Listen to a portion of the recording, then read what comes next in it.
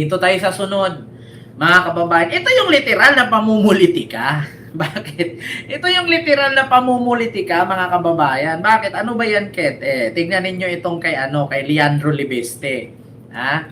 Mga kababayan, ito yung literal na pamumulitika, yung kay Leandro Libeste, na kung saan, mga kababayan, nag-distribute itong si Gobernadora Vilma Santos. Nag-distribute ng ACPF ba yun? ACPF ba yung tawag doon? Parang ayuda sa madaling salita. Nag-distribute ng ayuda itong si Governor Vilma Santos Recto, no, sa mga distrito ng Batangas. Ngunit, mga kababayan, hindi dumalo itong mga barangay chairman ng first district ng Batangas. Bakit? Kasi, mga kababayan, kapag daw hindi bumoto kay Luis or hindi suportado si PBBM, ay hindi daw bibigyan ng ayuda. Ang problema, mga kababayan, ito pala yung totoo. Ito basahin natin, mga kababayan. Post ito ng netizen dyan sa Batangas kay Leandro Libeste. Una, kitang-kita na kung sino ang tunay na naglilingkod at kung sino ang puro politika lang. Sa halip na suportahan ang programang pakikinabangan ng buong Batangas sa ilalim ni Ferdinand Marcos Jr., mas pinili ni Leandro Libeste na maghimasok at pigilan ang mga kapitan ng unang distrito para lang sa sariling agenda. Kasi ganito po yan, mga kababayan. Meron po kasing ibibigay na ayuda itong si PBBM sa pamamagitan ng mga rekto, di ba? Alam naman natin, si Ralph Recto na kay PBBM yan, miyembro ng gabinete yan. So, nagbibigay sila ng tulong, ayuda, lahat ng mga barangay chairman pinapapunta kasi parang may basta distribute nga ng ayuda. So, ngayon, ganito ba ang klaseng leader, sabi nila kay Libeste? Yung inuna ang ingay at paninira kaysa tunay na serbisyo. Habang si Vilma Santos Recto ay tuloy-tuloy ang pagkilos para sa kapakanan ng mamamayan, may mga taong halatang takot sa pagkaiisa dahil hindi sila ang nasa sentro. Hindi na ito simpleng politika, harang na ito sa progreso ng Batangas. Mamili tayo, serbisyo o sariling interes.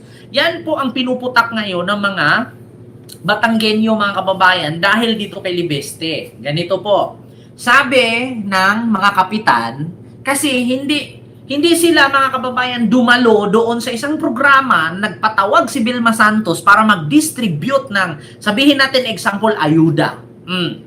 Ang sabi, Batangas, mga kapitan sa distrito niya, pinigilan bago nanira sa presscon na di daw inimbita. Hindi daw inimbita ni Vilma Santos, mga kababayan, ang mga barangay chairman sa District 1 ng Batangas sa baluarte ni Libeste dahil hindi daw nanalo si Luis Manzano doon. Hindi daw inimbita ni Vilma Santos para hindi makatanggap ng ayuda ang mga barangay chairman. So ngayon, nakalagay dito, mga kababayan, nag-message po ang isa sa mga chairman. Ang sabi, "Good morning po, ma'am. Ako po'y humihingi ng paumanhin sa pagkat kami po ay mga kapitan, ay pinigilan ng aming mayor at ng aming congressman na huwag pumunta, kaya po masakit po para sa amin na wala lang po kaming magawa, kaya paulit ko pong humihingi ng paumanhin para po salamat sa inyo pangunawa sa aming mga kapitan." Kasi ganito po, mga kababayan, social media si Libeste ang sabi, hindi daw inimbita ni Vilma Santos ang mga barangay chairman sa kanyang distrito na nag-distribute daw ng ayuda mula sa gobyerno. Hindi daw imbitahan ni Vilma Santos itong mga barangay chairman sa distrito ni Libeste. So ngayon, mga kababayan, nag-message yung chairman. Ang sabi, humihingi po kami ng paumanhin. Kasi pinagbawalan po kaming papuntahin ni Mayor at ni Congressman dyan sa programa ninyo ngayon. So ito pa, mga kababayan. Ito na. Meron pang isang chairman, no? Board Member Fernando Ricaport. Ayan. Nag-post siya, mga kababayan. Isa pong kasinungalingan ang pahayag ni Leandro Libeste na ako ay may sinabihan na hindi sila pwedeng makakuha ng SCPF program ng Pangulo dahil sa tampo ni Governor Vilma Santos Recto na hindi daw binoto si Luis dyan sa Distrito 1. So, sabi daw dito na ito daw si Fernand Ricaport, no, ay nagsabi na bawal ang mga chairman sa barangay sa Distrito 1 pumunta at hindi kayo pwedeng tumanggap kasi hindi nyo binoto si Luis Manzano. Sabi daw ganon. Sabi niya, ang katotohanan dito ay mga kapitan mula sa unang distrito ang humingi ng paumanhin. Bakit? Dahil hindi sila makapunta, dahil sila ay pinigilan at tinakot na dumalo ng kanilang congressman lingid sa kaalaman ni Kong Leandro Libeste. Kahit sila ay pinigilang dumalo, tumulong pa din po ang opisina natin upang maproseso ang kanilang mga dokumento sa opisina ng ating Pangulo. Ako po ay nakikiusap na sana po huwag ipitin o gamitin sa pamumulitika ang kapwa kong kapitan. Yan ang sabi ni Kapitan Fernand Ricaport. No? Siya ang pinagbintangan kasi sa distrito na yan, suporta kasi siya kay Recto, kay Vilma Santos. Yung mga kapitan sa lugar ni Libeste, pinagbawalan at tinakot na huwag kayo pumunta doon. Bakit? Hindi kayo makatanggap ng pundo sa akin. Sabing ganon, mga kababayan. So ngayon, mga kababayan, ayun na nga ang nangyari.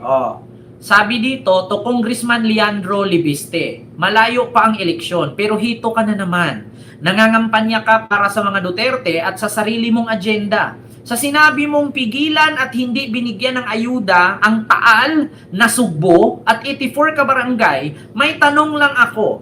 Sa 1,078 barangay ng Batangas, bakit 84 lang ang sinabi, hindi nabigyan?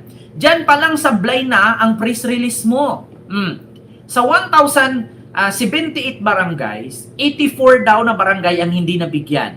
Una, 1,078 barangays, tapos 84 lang ang hindi nabigyan, sabi ni JJ.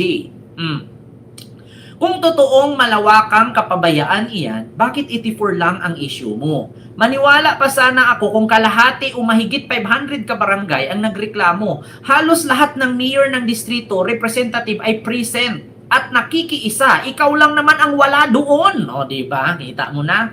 May butas pa ang kwento mo. Biruin mo, 84 ka barangay daw hindi nabigyan ng tulong mula sa gobyerno, ayuda, parang ganon. Samantalang sa lahat ng kongresista, si Libeste lang ang wala doon. Ngayon, paano pinigilan? Pagkaupo pa lang ni Governor Vilma, bumisita agad siya sa Nasugbo para personal na alamin ang pangangailangan ng mga barangay. Tapos ngayon sabihin mong pinigilan, mukhang kailan mong palitan ang consultant at scriptwriter mo dahil halatang hindi tugma, no, ang realidad. Pangatlo, sino ba talaga ang makapalang mukha?